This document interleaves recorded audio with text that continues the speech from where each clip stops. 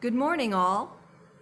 As we enter into this service, please note that those of you participating via Zoom have been muted by our host, and we ask that in-house participants please remain masked while in the sanctuary.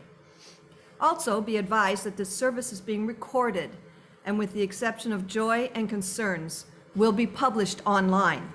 Finally, if you wish, take a moment to arrange your own chalice at home.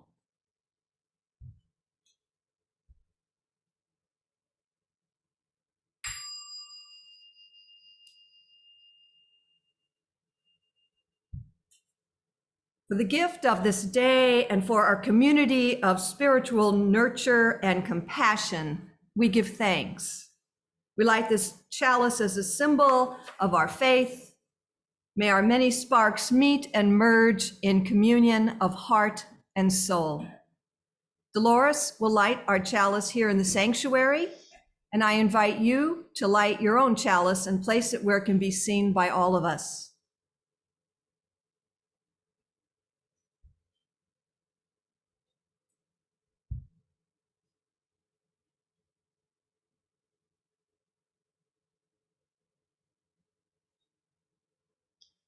We gather this hour as people of faith with joy and sorrows, gifts and needs. We light this beacon of hope as a sign of our quest for the truth and meaning in celebration of the life we share together. Before we sing the first hymn, let me remind our remote participants to leave yourselves muted and our in-house participants to remain masked. However, we want you and whoever is with you to sing with Jan as big and loud as you like. Make it a joyous experience. So now please stand if you are able and sing the opening hymn, Love Will Guide Us, number 131.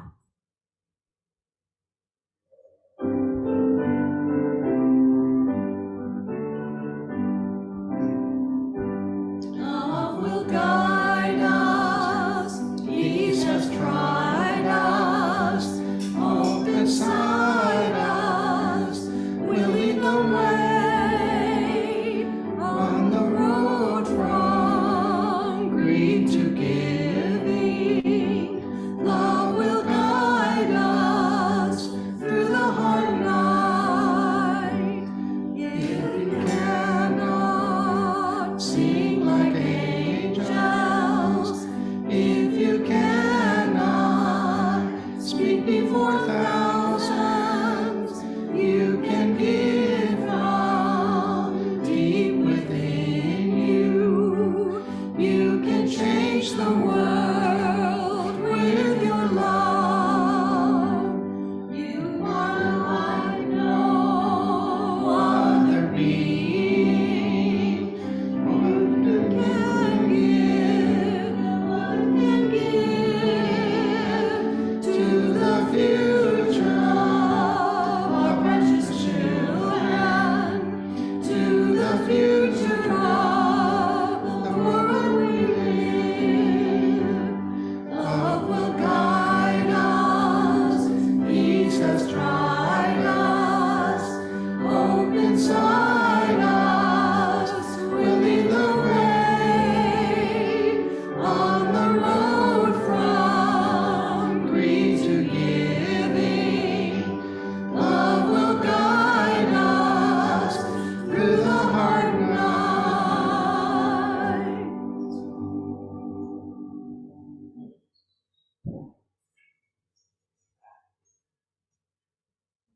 Welcome to the Unitarian Universalist community of Cambria. We are glad you have joined us today. Our UUCC sanctuary sits on land which the Salinan and Chumash indigenous peoples historically inhabited. We honor their contribution to this region and give thanks for the opportunity to gather as a faith community on their unceded ancestral lands. As a Unitarian Universalist community, we celebrate religious diversity and welcome all who journey in search of faith and spirituality. The UUCC is a lay-led congregation run by the democratic process. We invite speakers from different religious traditions and spiritual or scientific backgrounds to speak at our pulpit. We encourage presentations covering a variety of topics and areas of interest to our community that connect with the UU 7 principles. Today's service centers around the 5th principle. We affirm and promote the right of conscience and the use of the democratic process within our congregations and in society at large. In our religious lives, the democratic process requires trust in the development of each individual conscience, a belief that such development is possible for each of us, as well as a commitment to cultivate our own conscience. We could call it a commitment to the value of each person. In the words of Theodore Parker, quote, "Democracy does not mean I am as good as you are, but you are as good as I am," unquote. My connection with the sacred is only as precious as my willingness to acknowledge the same connection in others. My name is Diane DeMarco, and I am your worship associate for this morning's services. I would like to extend a special welcome to today's guests and visitors. We're glad you've joined us this morning. If you are not on our mailing list, please see the UUCC website at www.uuccambria.org so that we can keep you informed about all of our activities. And please check out What's Happening, a weekly e-blast sent to all members and friends. This is a great way to keep up with the latest news in this community. And a reminder, if you wish to see this or any past Zoom services again, recordings of these services can be found on the UUCC website and Facebook as well. The membership committee invites non-members to consider joining this community. So please contact me, Diane DeMarco, or a person on the board if you're interested. Thank you. So again, good morning and welcome to everyone. The affirmation is both a recognition of the nature of this community as well as the promise we make and aspire to. Let us now recite the UUCC affirmation. Love is the spirit of this church, and service is its prayer. This is our great covenant, to dwell together in peace, to seek the truth in freedom, and to help one another. We set aside this time for any short announcements that would be of interest to our UU community members and friends. Please keep your items short and to the point. And for any items that need more explanation, please call or email the person after the service to be respectful of everyone's time. So if you have an announcement, please raise your hand. When Randy or I call your name, please stand or unmute yourself and then speak. So we'll start with the sanctuary. Judy has an announcement. Just a reminder of the all church garage sale on June 11th. That's a Saturday. It's time to raise some money, have some fun, and wonderful fellowship in my driveway. All right, June 11th, from what time to what time? The sale is 9 to 2, but people need to have their stuff there by 8. 9 to 2, but bring your things early by 8 o'clock. Yeah. Okay, thank you, Judy. Anybody else in the sanctuary? Okay, Randy? Okay, Lou, if you would unmute yourself and speak, please. Good morning. Tomorrow is the men's group. Andy doesn't appear to be around, so we will meet in the sanctuary, but presumably not with Zoom. Thank you. Okay, that's it from this side. Back to you, Diane. Okay, thank you, Randy.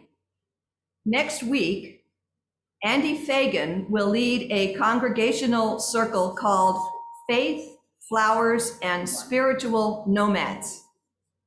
Recent past services have touched on profound topics which deserve further discussion. Stephen Lloyd Moffat's concept of picking and choosing specifics of various religions in order to construct your own customized faith practice. Randy Schwalbe's discussion of faith and belief, or the significance of flowers throughout world cultures.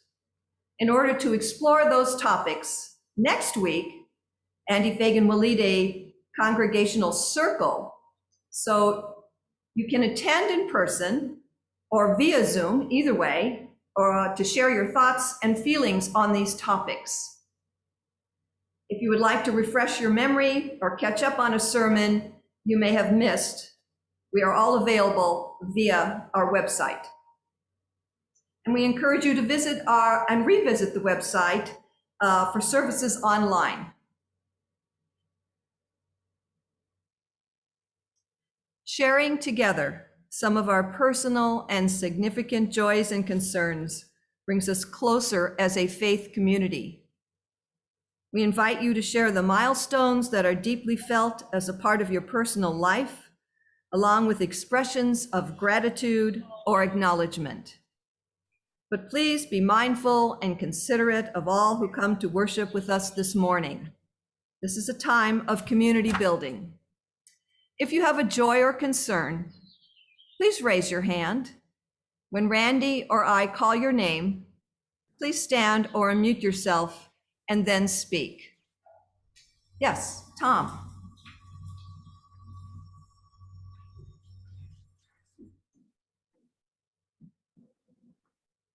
This is a candle of joy.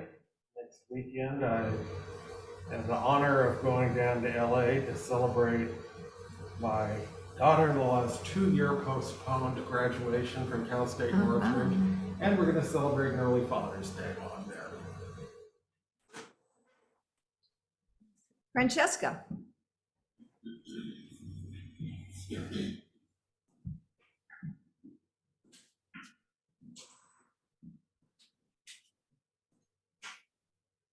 This is a candle of joy. The California Fish and Wildlife has gotten a grant of $1.4 million to help reinstate beavers in our watershed. It's going to make a tremendous difference in our environment. I'm overjoyed. We've been working for this. Now we just have to get them here in Cambria in our watershed. Jan.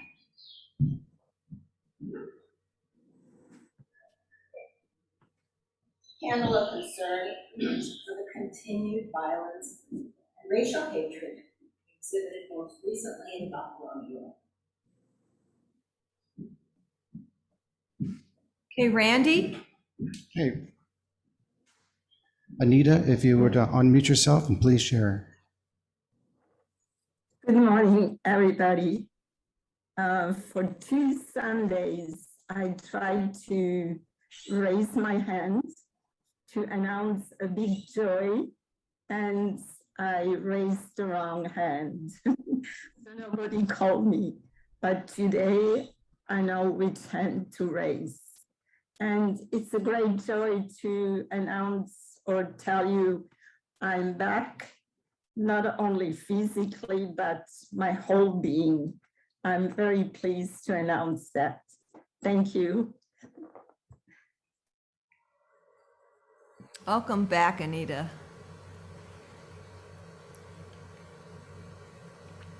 All right, I see no more hands here, so back to you, Diane.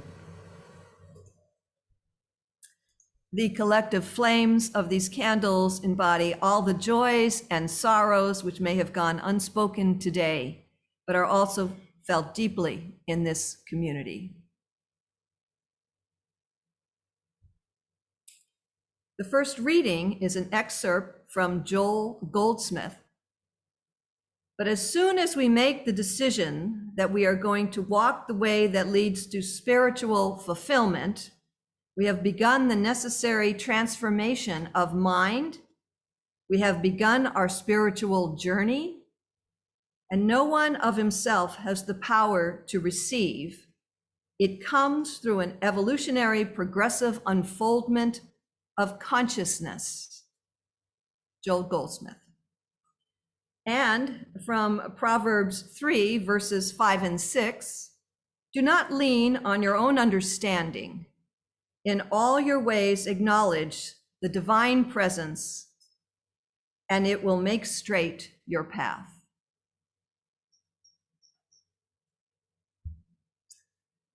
Let us now enter a place of peace and serenity where you are one with your spiritual being. Be at peace with your space where the absence of all that is temporal is its most cherished gift. Let us enter the stillness.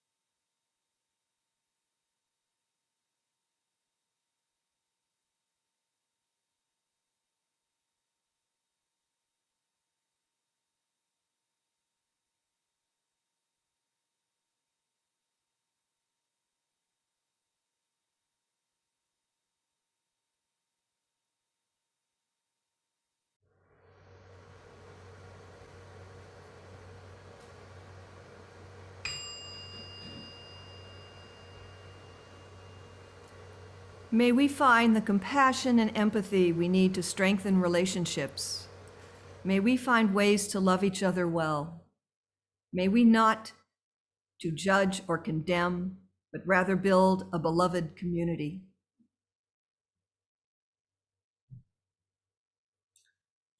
The second reading is by Mary Ann Williamson. Answers from the divine don't always come through as loudly or clearly as full-page newspaper ads, but they find their way to us nevertheless. Sometimes we don't hear an answer simply because we're not listening. We're not yet prayerful enough to have honed our spiritual hearing. Sometimes we don't hear an answer because the answer lies in more fully living the question. And sometimes we hear exactly what the divine is telling us, but we are not yet prepared to own up to what we already know. By cultivating a state of mind in which we place our decisions where they belong, in the hands of one who always knows what we should do, we draw on a power no worldly means of decision-making can match. The divine will listen, and the divine will answer with a persistence and wisdom and intelligence and love for us and for everyone in the whole world.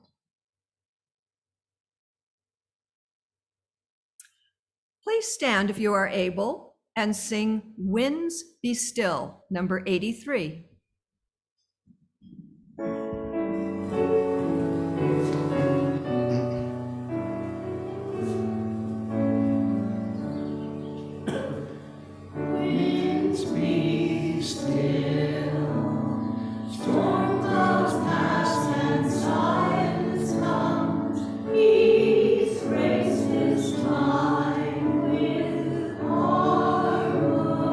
Harmony.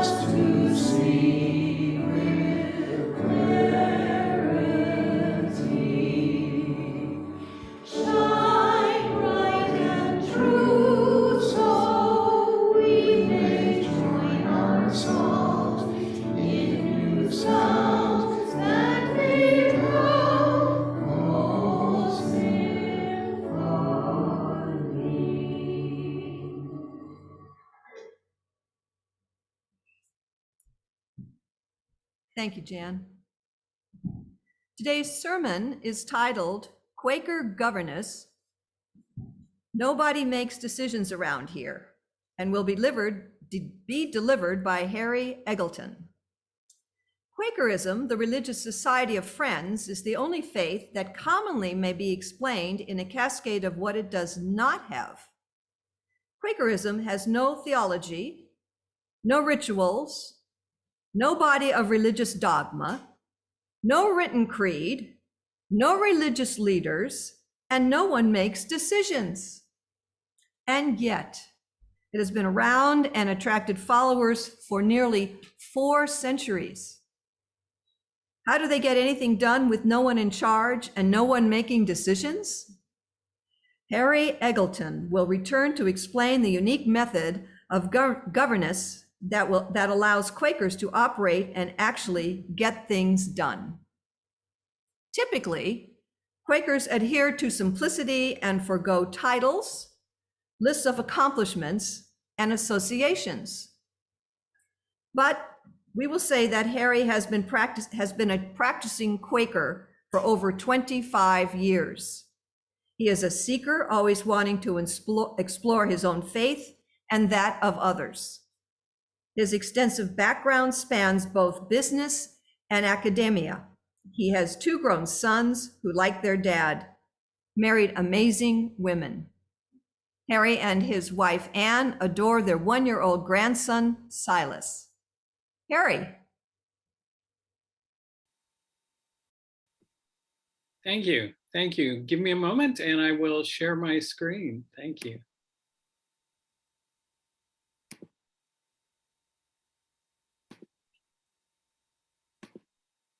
And I think you all should be able to see my screen now, right? Yes, we can. Great. Thanks, Randy. Good. Well, thank you for having me back. This is my second visit with the Unitarian Universalists, and I am delighted to be here. But I'm not really here. I'm actually, as you can see by my background, I'm in a hotel room in Sacramento.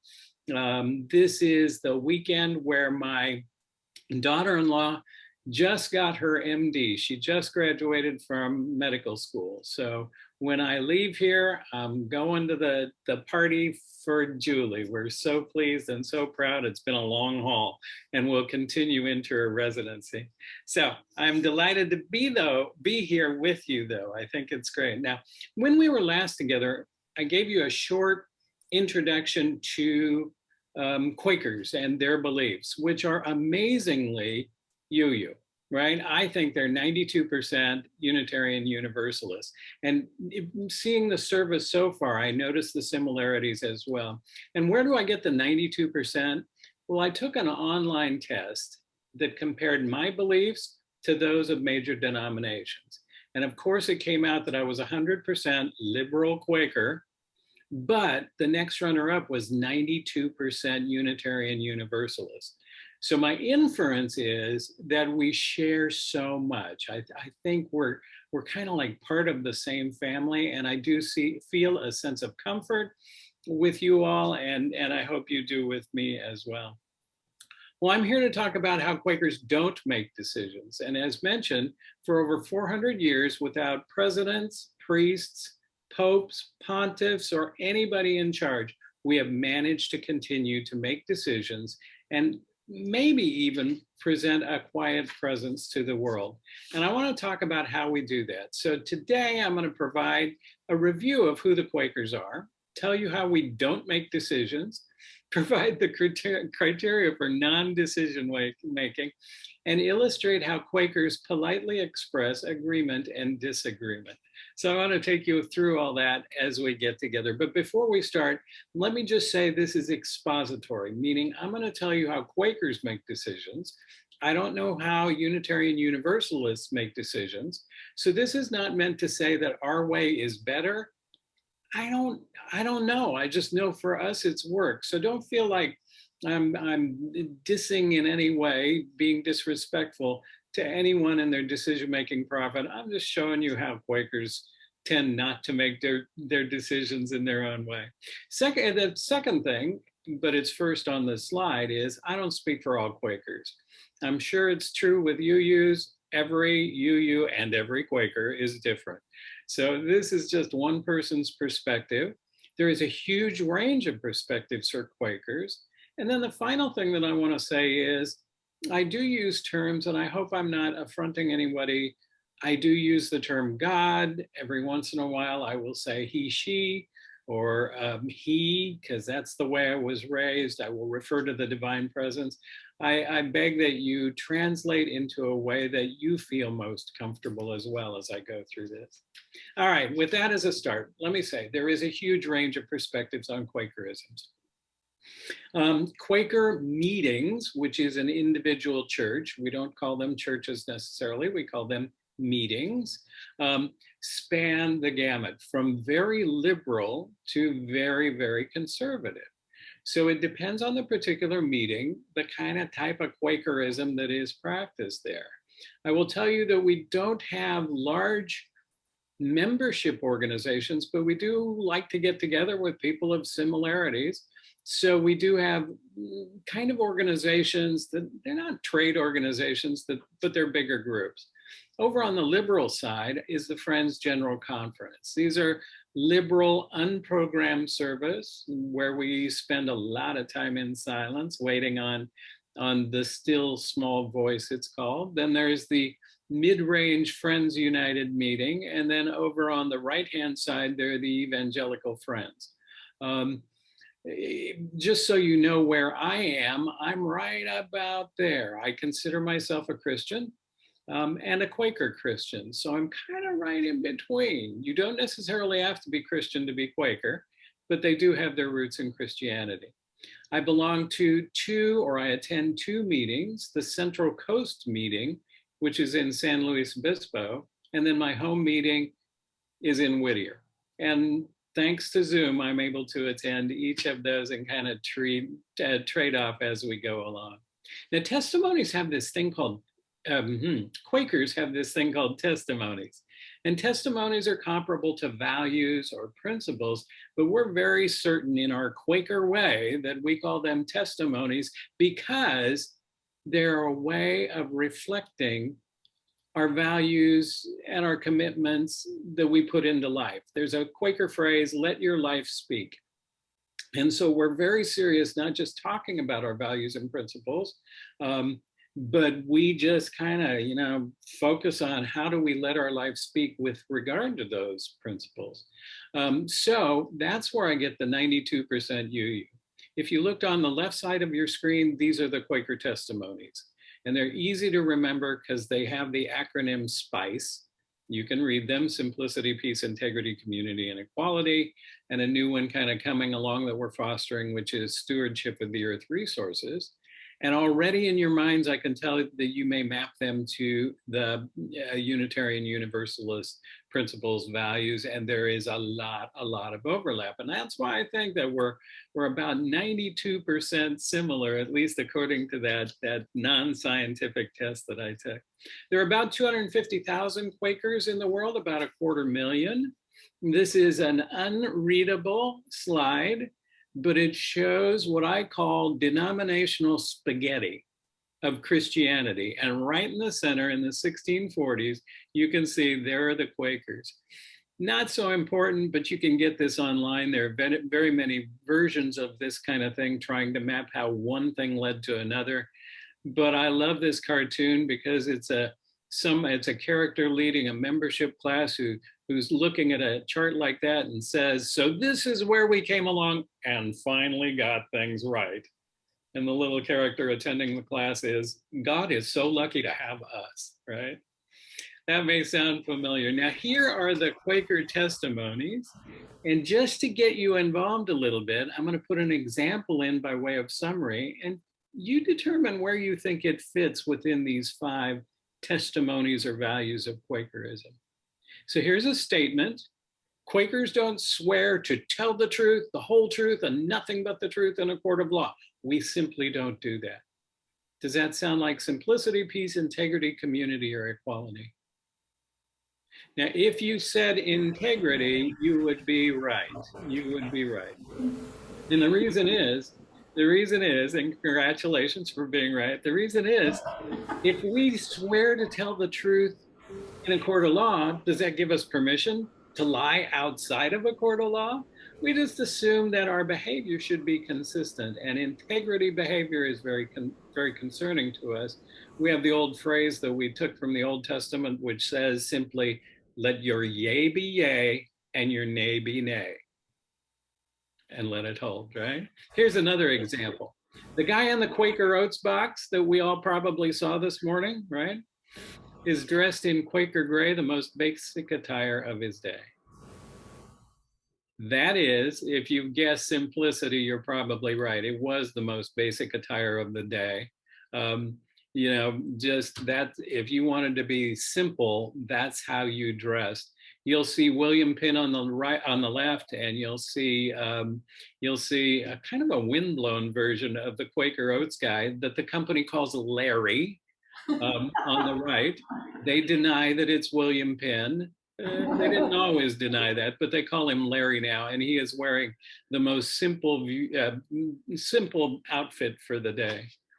Okay, here's another one. The Religious Society of Friends, which is the formal name of Quakers, was awarded the Nobel Prize in 1947. That is a reflection of peace, actually. Quakers are pacifists. We don't participate in war, though that is of personal conscience and personal decision.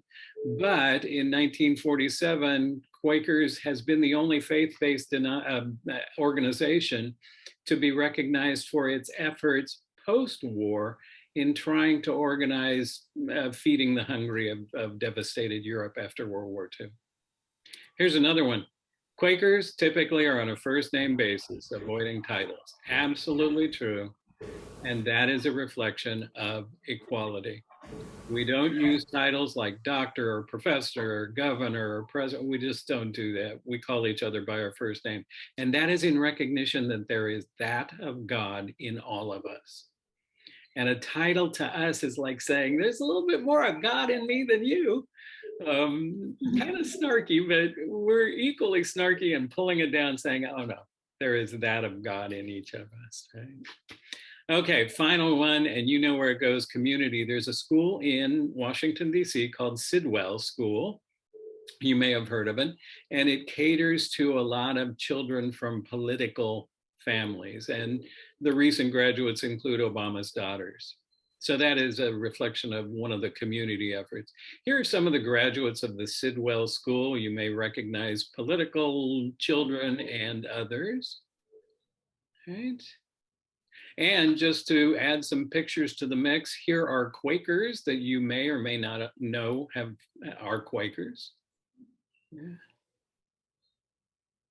So we've been around for a while, but let me get to what I wanted to talk about, which was decisions. I read an article by Meghan Markle's in CNN article, where she was actually quoting someone else, a University of Leicester in England, professor who examined how many decisions and micro decisions and adjustments we make in a particular day. And this researcher, her name is Eva Krakow, found that there are 35,000 decisions, micro decisions, and course adjustments that we make in a day. Look, if you get to the end of the day and you are fatigued, well, no wonder. And the answer may be that we're just decision fatigue. We've just had too many of these course corrections during the day, too many things thrown at us. Well, Quakers take a unique way of addressing decisions. We don't. Okay, that's not all 35,000, but on the big ones, we certainly do not make decisions.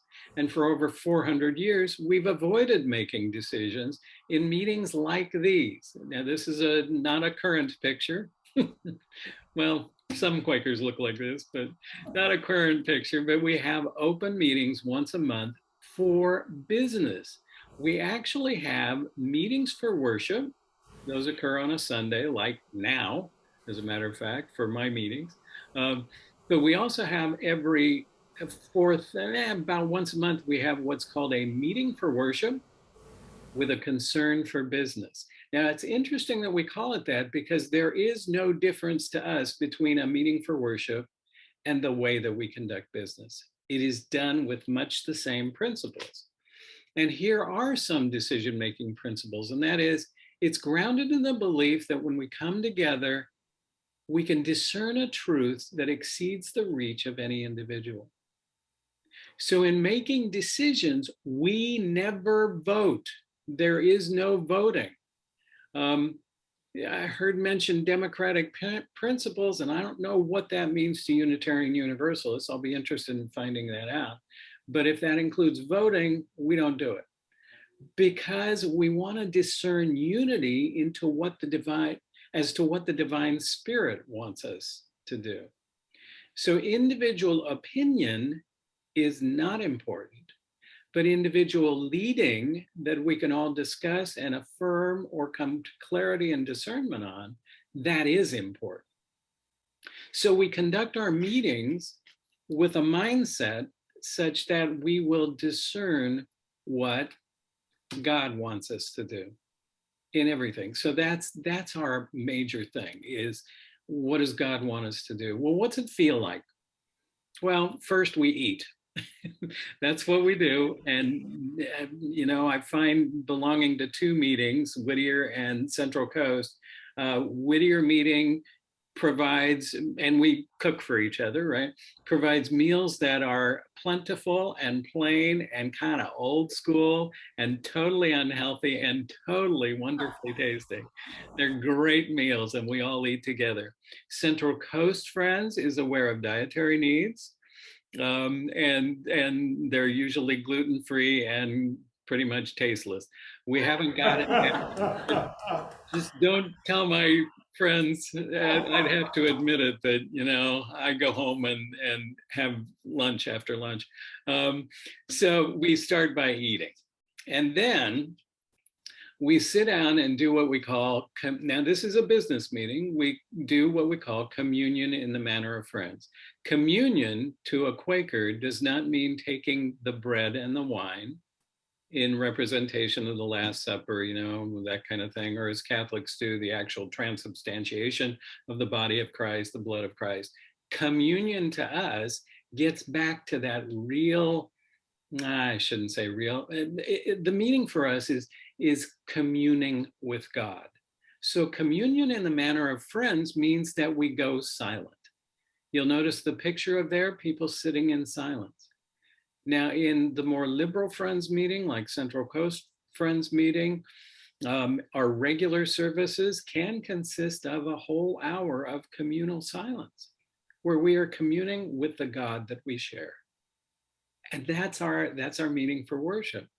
Well, it's not that long in a meeting for business, but we do spend a considerable amount of time, maybe 10 to 15 minutes in silence. And we call it colloquially centering down. We're centering down to the thought that this is not about us as individuals. This instead is about us and God. What does God want us to do? And it's amazing when we do that, because it puts you in the mindset, a very different mindset. Spending that much time puts you in the mindset apart from yourself, really communing with each other and the divine presence. So your goals are not to make a decision. It is to kind of feel what God leads us to do. And it puts us in that mindset. By the way, my kids went to a Quaker school and they begin every day. So does Sidwell School. They begin every day with the students in silence. And it has an amazing effect too, because then they're all geared up to learn. And it calms them and it focuses them on learning. And then the clerk will shuffle her or his papers, and then we pursue the agenda item for item for item. We have discussions, and the goal is to build clearness about what God wants us to do.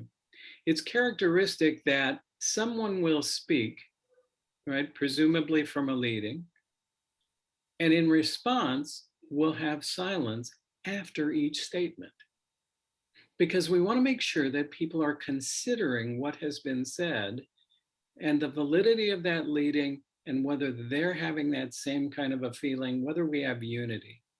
So there are lots of periods of silence as we pursue the business of the meeting. And I'm talking, are we approving budget? Are we deciding what the office hours will be for the church office over the summer? I mean, it can be from the mundane to the very, I don't know, consequential and heavy. We approach them all in the same way. And that is with the attitude, not what we want, but what does God want for us to exhibit, right? We're God's hands, we're God's heart, we're God's expression to each other. And we take that very, very seriously as recognition of love that we all participate in. And that's kind of what I also participate as 92% UU as well. I think we share that. Well, there is discussion and listening, and more discussion and more listening. The process can be quite lengthy. And then the clerk, and I haven't mentioned clerk before, but I will now. The clerk then describes what she or he thinks is the sense of the meeting. The sense of the meeting, and they'll make a summary statement. And then we may discuss it before to perfect that sense of the meeting statement. Once we have agreement, there is a recording clerk who writes it down, and that is known as a formal meeting minute. It's a decision of the meeting. It is written down formally. And we log it, we review it, we come back to it, we print it on acid-free paper, and we even have a safe in Whittier that we keep. Well, it started in the late 1800s, and we have every minute that every meeting has decided on since the 1800s in that Whittier vault, right? So a lot of the meeting is called in silence so that we can reflect on what people are led to say. Now, I said some issues can be mundane, others contentious. Here are some of the things that we've decided of a more contentious nature in the Whittier meeting.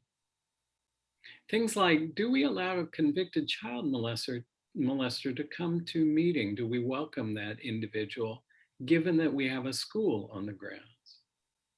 I'm picking these at random. Do we display the American flag in our meeting house? What does that say about us? We've been given, and we were given, a gift of a 2-unit apartment. Just out of the blue, right? That was a legacy. What do we do with it to reflect God's will for that? We do support the homeless through providing space on a monthly basis and feeding quite often. But we're seeing damage to our property from the homeless who hang out at other times. Do we want to install perimeter fencing? How do we address our position? This was back when I was a clerk on the Iraq War, right?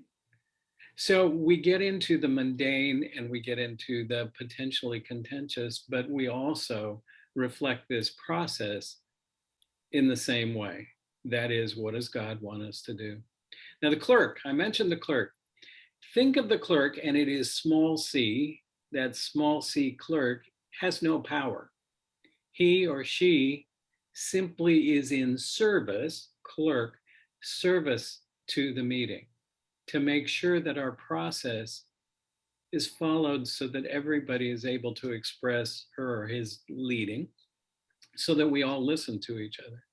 Now, in some of these contentious issues, I don't want to go to that yet, some of these contentious issues get pretty, for Quakers, rowdy, which is calm for everybody else.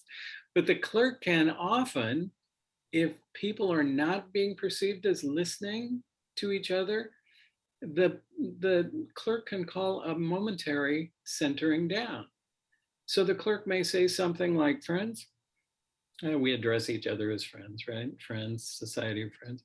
Friends, I'm not seeing that we are all focused on what God wants us to do. I think we should take a few minutes of silence. Would you indulge me? And we take 5 or 10 minutes of silence. And that really actually looks like it slows things down. but it actually focuses all together in a better aligned kind of a position to take up the issues. Right? So the clerk is of service to the meeting, and that's what she or he does. There was a priest, his name is Michael Sharon, who became fascinated by the Quaker process of, I'm calling it non-decision making. And he wrote this book called Beyond Majority Rule. Here are some of his points. He said, no person is in charge. And he was right. No person is in charge. God is. The clerk is gonna facilitate, but no person is in charge. And there is no wall of separation between our relationship with God on matters of everyday life and worshipful service. We always feel like, what do we want God? What does God want us to do? And how do we view that? And then Michael Sharon came up with these 8 points. As a Catholic priest, he observed these things about the decision-making process. He said, decisions are made through unanimity, which is true. We have to be unanimous as to what our communal leading is. He said, no voting, and that's absolutely true. There's silent periods, a moratorium when agreement can't be reached, participation and full out listening. There are no leaders in the Quaker church. There are none. We just don't do that. Nobody outranks anybody else, and it's truly issue focused. He got it right mostly. The word the clerk steers is in red because the clerk doesn't really steer. The clerk is of service in trying to discern the truth of the leadings from all present. Now, how do you voice approval and dissent? Well, it's easy to voice approval. I mean, you can say things like approve, or that friend speaks my mind, or I agree with friend Mary or friend Randy, or friend Jan.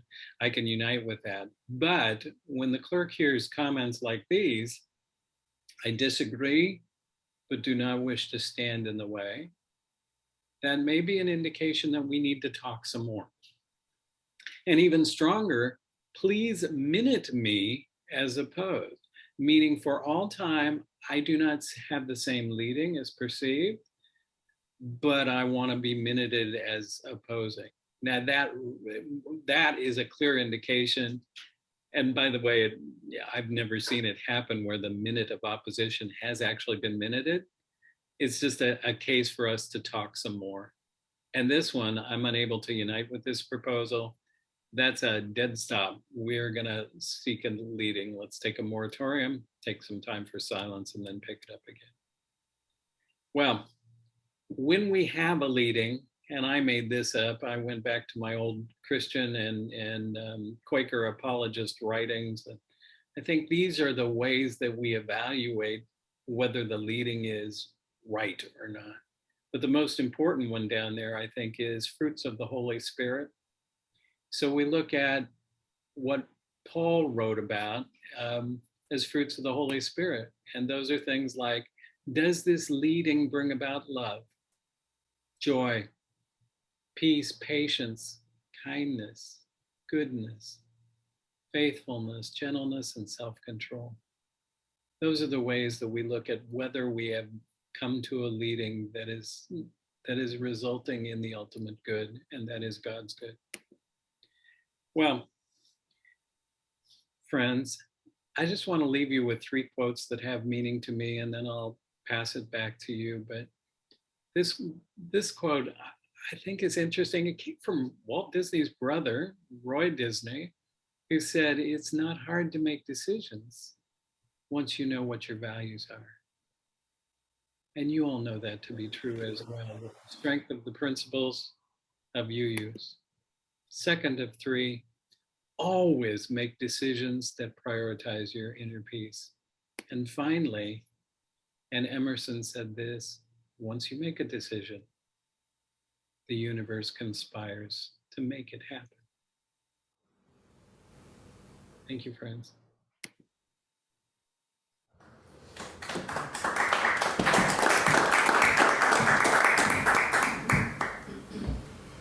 Thank you, Harry.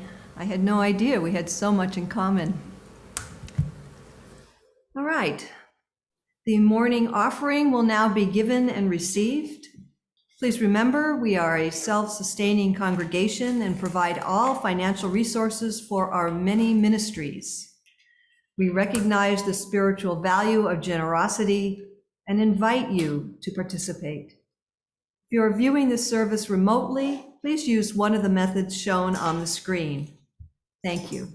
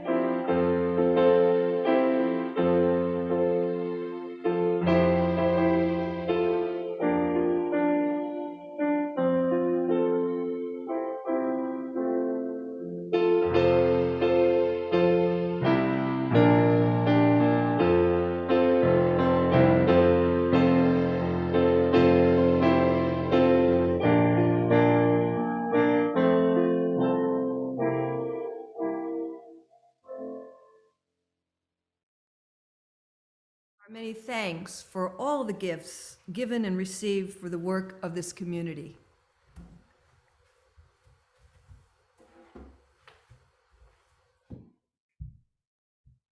Now let us sing the doxology.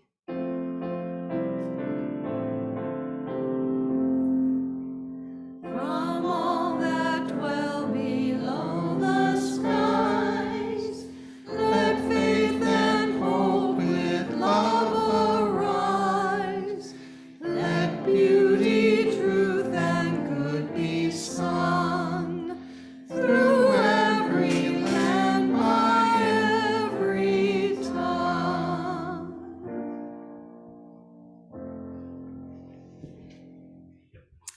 Please stand if you are able and sing the closing hymn, Be That Guide, number 124.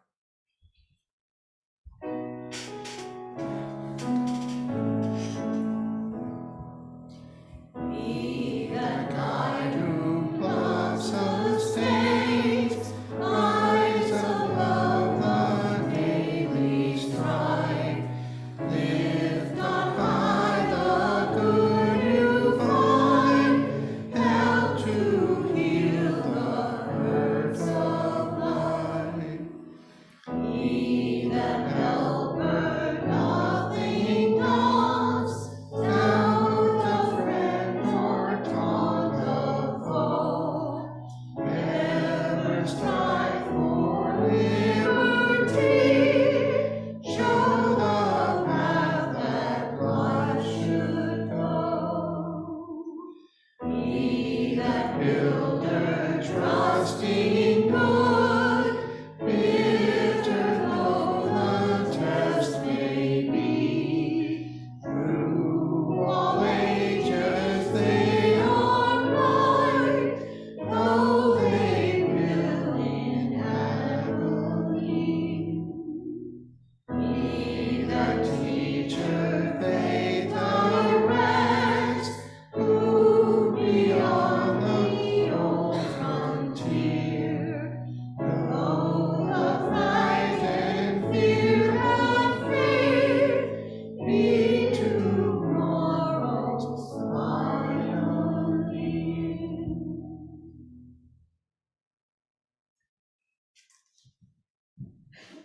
Let us now recite the valediction. We have basked in the warmth and beauty of this flame and this community. As the chalice flame is extinguished, let us carry its glow within. Let us kindle new sparks within these walls and beyond. Please extinguish your chalice at home now.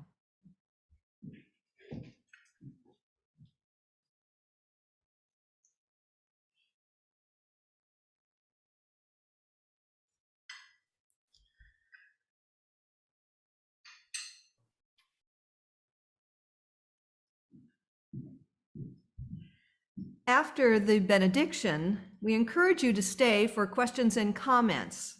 Randy or I will call on you when you raise your hand. Harry. Great. And thank you. And I'm blessed that we're all together, and my heart is touched by being with you. So thank you. But I want to borrow words from, once again, Marianne Williamson, who was one of the readings, but she also said, we will form a community of consciousness, a collective love. That is humanity's next step on our evolutionary journey. See, love is not meant to be alone. It reaches out to find itself at every opportunity. And that is reflected in our decision making if we simply permit it.